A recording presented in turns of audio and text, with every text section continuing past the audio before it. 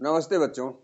आज हम इस वीडियो में पढ़ेंगे अति महत्वपूर्ण बहुविकल्पी प्रश्न व उत्तर। ये 2025 की वार्षिक परीक्षा के लिए है, अर्थात उत्तर प्रदेश के वे बच्चे जो हिंदी माध्यम से कक्षा 10 की बोर्ड की परीक्षा देने जा रहे हैं, उनके लिए हमने यह वीडियो बनाया है। और ये हमारा इस वीडियो का अर्थात हमने जो वीडियो बनाया है, इसके पहले एक और है, ये भाग 2 है। इस भाग 2 के वीडियो में हमने कुल 18 प्रश्नों का चयन किया है और ये 18 प्रश्न वो प्रश्न हैं जो बहुत ही महत्वपूर्ण प्रश्न हैं, अर्थात इन प्रश्नों में से कुछ न कुछ वार्षिक बोर्ड परीक्षा में अवश्य ही आएंगे, ऐसा हमारा पूर्ण विश्वास है। इसमें हमने जो प्रश्न लिए हैं वो बहुविकल्पीय प्रश्न हैं जो वार्षिक बोर्ड परीक्षा में OMR शीट पर भरने के लिए 20 प्रश्न आते हैं। उन्हीं 20 प्रश्नों को ध्यान में रख करके हमने इसे बनाया है। तो आइए देखते हैं इस वीडियो के बारे में, अर्थात इनमें जो प्रश्न हैं उन प्रश्नों के बारे में जानने। किंतु इन प्रश्नों के बारे में बताने से पहले हम आपसे अनुरोध करते हैं, हमारा यह वीडियो अच्छा लगता है तो हमारे वीडियो को लाइक कीजिए, शेयर कीजिए, कमेंट कीजिए और हमारे चैनल को अधिक से अधिक सब्सक्राइब करने का प्रयास करिए, अधिक से अधिक सब्सक्राइब करिए। तो आइए देखते हैं इन प्रश्नों में पहला प्रश्न कौन है। तो पहला प्रश्न है उपसर्ग से बना शब्द नहीं है, अर्थात उपसर्ग क्या है पहले ये जान लेते हैं। तो उपसर्ग की जो परिभाषा है वो यह है कि वे शब्दांश जो किसी दूसरे शब्द के पहले जुड़कर उसके अर्थ को बदल देते हैं वे उपसर्ग कहलाते हैं। तो उपसर्ग की सहायता से बनने वाला शब्द नहीं है। इसमें जो विकल्प दिया हुआ है, पहला है उपदेश, दूसरा है उपनाम, फिर ऊपर, अंत में उपवन। तो यहाँ पर उपदेश में उप और देश है। पहला शब्द उपसर्ग की तरह जुड़ा है, देश मूल शब्द है, इसमें उपसर्ग की तरह जुड़ा है, अर्थात उपदेश देश के साथ जुड़ा उपशब्द इस पूरे शब्द के अर्थ को ही, अर्थात जो देश है इसके अर्थ को बदल दे रहा है। और यहाँ उपनाम, यहाँ उपवन, किंतु यहाँ ऊपर में ऐसा नहीं है।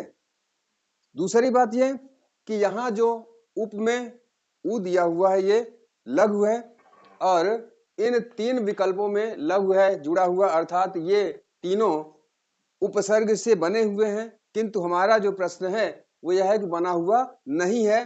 तो बचता है ऊपर जिसमें बड़ा उ है और यही विकल्प हमारा सही, अर्थात विकल्प ग सही है। उपसर्ग से बना हुआ शब्द नहीं है, वह विकल्प है ऊपर। दूसरा प्रश्न है अधिग्रहण शब्द में प्रयुक्त उपसर्ग है। अधिग्रहण शब्द में कौन सा उपसर्ग प्रयुक्त किया गया है। तो पहला है विकल्प अति, दूसरा है अध, तीसरा अधि और चौथा अ। तो यहाँ पर अधिग्रहण, अधि और ग्रहण दो शब्द मिले हुए हैं और जिससे कि हो जाता है अधिग्रहण। तो इसका उत्तर है ग अधि। अब प्रश्न नंबर 3, उपदेश में प्रयुक्त उपसर्ग है अ, उप, अ और अन।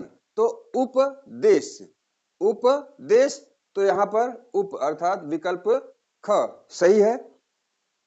अगला प्रश्न है पर्यावरण शब्द में प्रयुक्त उपसर्ग है। पर्यावरण संधि कर दें अगर तो परि धन आवरण हो जाएगा।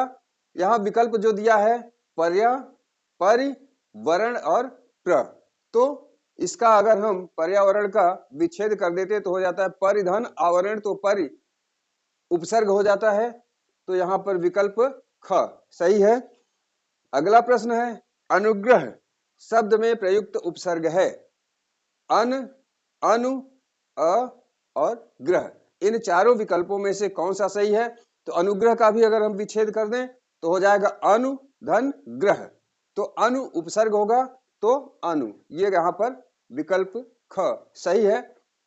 प्रश्न नंबर 6 अनुचर शब्द में प्रयुक्त उपसर्ग है अन, अ, अनु और आ। तो अनु धन चर मिला के अनुचर हो जाएगा। तो अनु यहां पर सही है, तो हो जाएगा प्रश्न नंबर 6 का विकल्प ग सही है। अब यहां तक अर्थात प्रश्न नंबर 6 तक तो ये उपसर्ग से संबंधित रहा। अब आता है समास। तो समास में दे रहे प्रश्न नंबर 7 है, शताब्दी में कौन सा समास है? शताब्दी में कौन सा समास है? जैसा कि शताब्दी का मतलब होता है 100 वर्षों का समूह। 100 वर्षों का समूह शताब्दी हो जाएगा। शत धन आब्दी 100 वर्षों का समूह। तो यहाँ हो जाएगा शत संख्यावाची, 100 संख्यावाची है, तो हो जाएगा द्विगु समास। जैसा कि विकल्प दिया हुआ है द्विगु, कर्मधारय, द्वंद्व और बहुव्रीहि। तो द्विगु समास वह समास है जिसका पहला पद संख्यावाची होता है और सत संख्यावाची, इसलिए द्विगु समास हो जाएगा। अब प्रश्न नंबर 8, ऊपर नीचे में कौन सा समास है? ऊपर नीचे, ऊपर नीचे दोनों बराबर महत्व के शब्द हैं। न ऊपर का महत्व कम है न नीचे का महत्व कम है, दोनों बराबर महत्व के शब्द हैं। जैसे माता पिता, माता का भी उतना ही महत्व है जितना कि पिता का। भाई बहन, भाई का भी उतना ही महत्व है जितना कि बहन का। तो ऊपर नीचे ये विकल्प जो दिया है कर्मधारय, द्वंद्व, द्विगु और अव्ययी भाव, तो यहां पर द्वंद्व समास हो जाएगा। जैसा कि द्वंद्व समास की परिभाषा है, जिस सामासिक पद के दोनों पद प्रधान हो, जिस सामासिक शब्द के दोनों पद प्रधान हो वहां द्वंद्व समास होता है। तो यहाँ ऊपर और नीचे दोनों प्रधान है अर्थात दोनों समान हैं। अगला है पंचवटी में कौन सा समास है? पंचवटी में कौन सा समास है? कर्मधारय, द्विगु, द्वंद्व और तत्पुरुष। तो पंचवटी 5 वृक्षों का समूह, 5 संख्यावाची है, तो हो जाएगा द्विगु समास। जैसा कि हमने यहाँ बताया कि द्विगु संख्यावाची शब्द को संबोधित करता है, अर्थात जहां पर संख्यावाची शब्द होते हैं वहां द्विगु समास होता है। तो पंच अर्थात 5 संख्यावाची शब्द है, तो हो जाएगा द्विगु समास। अब आइए देखते हैं प्रश्न नंबर 10। प्रश्न नंबर 10 तत्सम शब्द है इसमें। तो प्रश्न नंबर 10 है खीर का तत्सम रूप है, अर्थात खीर का शुद्ध रूप क्या है? यहाँ पर तद्भव शब्द लिखे हुए हैं, सब तत्सम पूछा जा रहा है। ये विकल्प जो हैं वो सब 3 तद्भव हैं, एक तत्सम शब्द है और वही एक तत्सम क्या है वही पूछ रहा है। तो विकल्प में है क्षीर या छाता वाला छ है, और खीन, फिर है क्षीर, ये छतरी वाला छ है, और फिर छीड़, तो इसका हो जाएगा क्षीर, अर्थात खीर का तत्सम क्षीर है। अगला है सूरज का तत्सम रूप है, अर्थात सूरज का तत्सम रूप क्या है? विकल्प है सूर्य, सूरज, दिनकर, प्रकाश। तो सूरज का तत्सम रूप है सूर्य। प्रश्न नंबर 12, गंगा शब्द का पर्यायवाची नहीं है। ध्यान देने की बात है, यहां नहीं पूछ रहा है। तो जो विकल्प में से गंगा का पर्यायवाची है वह इसका उत्तर नहीं होगा, इसका उत्तर वो होगा जो गंगा का पर्यायवाची न हो। तो भगीरथी गंगा का पर्यायवाची है, सुर नदी गंगा का पर्यायवाची है, देव नदी भी गंगा का पर्यायवाची, किंतु कालिंदी गंगा का पर्यायवाची नहीं है, इसलिए यही होगा सही। क्योंकि कालिंदी गंगा का पर्यायवाची नहीं है और पूछ रहा है जो नहीं है वही बताना है, तो कालिंदी इसका सही विकल्प होगा। अगला है मछली शब्द का, मछली का पर्यायवाची है, मछली का पर्यायवाची है द्विज, मीन, रसना, पद। तो यहाँ पर अगर हम सभी विकल्पों के बारे में जानना चाहें तो द्विज का मतलब होता है ब्राह्मण, रसना का मतलब होता है जिह्वा, और पद का मतलब होता है पैर। तो ये तीनों नहीं हो सकते मछली के पर्यायवाची, तो बचा मीन, यही मछली का पर्यायवाची शब्द है। अर्थात मीन शब्द मछली का पर्यायवाची है। अगला आते हैं, रामचंद्रिका के रचनाकार हैं। रामचंद्रिका के रचनाकार हैं, अर्थात रामचंद्रिका की रचना किसने किया? विकल्प है तुलसीदास, दूसरा है भूषण, फिर केशव और अंत में घ जयशंकर प्रसाद। तो रामचंद्रिका के रचनाकार हैं केशव दास। अगला प्रश्न, प्रश्न नंबर 15, रीतिकाल में वीर रस के कवि हैं, अर्थात वह कौन सा कवि है जिसने रीतिकाल के अंतर्गत वीर रस की रचना किया है? विकल्प है घनानंद, बिहारी, भूषण, सेनापति। इन चारों में से वह कौन सा कवि है जो कि वीर रस की रचना किया है और उसका रचना काल रीतिकाल रहा हो? तो इसका उत्तर है भूषण। भूषण ये रचनाकार हैं जो वीर रस के जो रीतिकाल के समय में रहे और वीर रस की रचना किए। इनकी रचना है शिवा, बावनी, छत्रसाल, प्रशस्ति आदि इनकी रचनाएं हैं। प्रश्न नंबर 16, साकेत के रचनाकार हैं। साकेत के रचनाकार हैं, साकेत महाकाव्य है और इसके रचनाकार विकल्प है भगवती चरण वर्मा, हरिवंश राय बच्चन, मैथिली शरण गुप्त और दिनकर। तो साकेत के रचनाकार हैं मैथिली शरण गुप्त। जैसा कि मालूम होना चाहिए कि मैथिली शरण गुप्त को राष्ट्र कवि की उपाधि मिली थी। मैथिली शरण गुप्त को राष्ट्र कवि की उपाधि मिली थी और मैथिली शरण की रचना साकेत एक महाकाव्य है जो लक्ष्मण की पत्नी उर्मिला को केंद्र बिंदु बनाकर लिखा गया है और इसमें उन्होंने उर्मिला के बारे में लिखा है। और मैथिली शरण गुप्त की ये विशेषता रही है कि इन्होंने समाज के ऐसे चरित्र को ध्यान में रखकर रचनाएं किया है जिस पर किसी अन्य कवि ने नहीं लिखा। जैसे ये साकेत उर्मिला के ऊपर लिखा गया, यशोधरा गौतम बुद्ध की पत्नी यशोधरा के ऊपर लिखा गया। इसी तरह से इन्होंने रचनाएं किया है, इनके रचना उनके ऊपर हुए हैं, अर्थात इन्होंने अपनी रचनाएं ऐसे चरित्र के ऊपर लिखा है जिस पर किसी अन्य कवि ने रचना नहीं किया।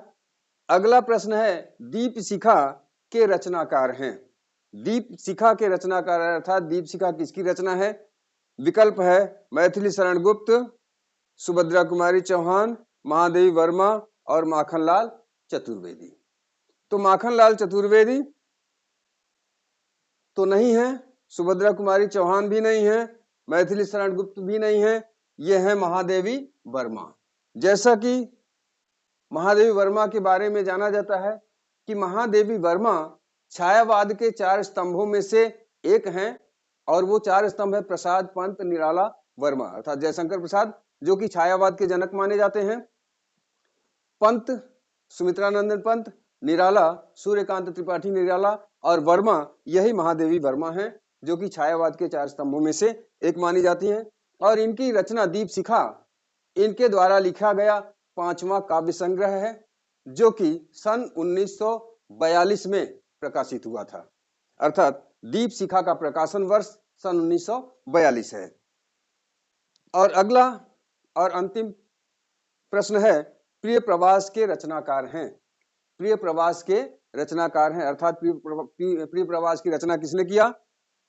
विकल्प है भारतेंदु हरिश्चंद्र, अयोध्या सिंह उपाध्याय हरिऔध, दिनकर और भूषण, महाकवि भूषण। तो इनमें से प्रिय प्रवास के रचनाकार हैं अयोध्या सिंह उपाध्याय हरिऔध, इसका सही उत्तर है।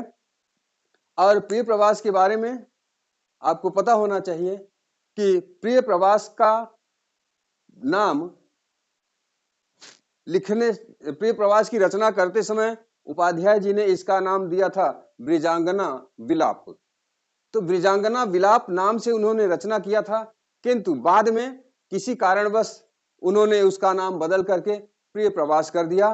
और ये हिंदी साहित्य का अर्थात खड़ी बोली हिंदी का पहला महाकाव्य है और इस महाकाव्य में 17 सर्ग माने जाते, 17 सर्ग हैं।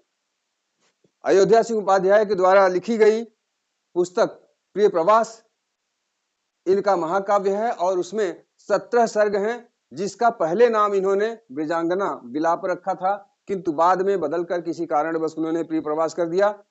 और एक बात और कि साकेत में कुल 12 सर्ग हैं और ये मैथिली शरण गुप्त की प्रसिद्ध महाकाव्य है। तो इस प्रकार आज हमने आपको कुल 18 प्रश्नों का उत्तर दिया। इन सभी 18 प्रश्नों का सही सही उत्तर हमने आपको बताया। पुनः एक बार कहते हुए कि हमारा वीडियो अच्छा लगता है तो हमारे चैनल को अधिक से अधिक सब्सक्राइब कीजिए। मिलते हैं जल्द ही किसी दूसरे वीडियो में, तब तक के लिए धन्यवाद।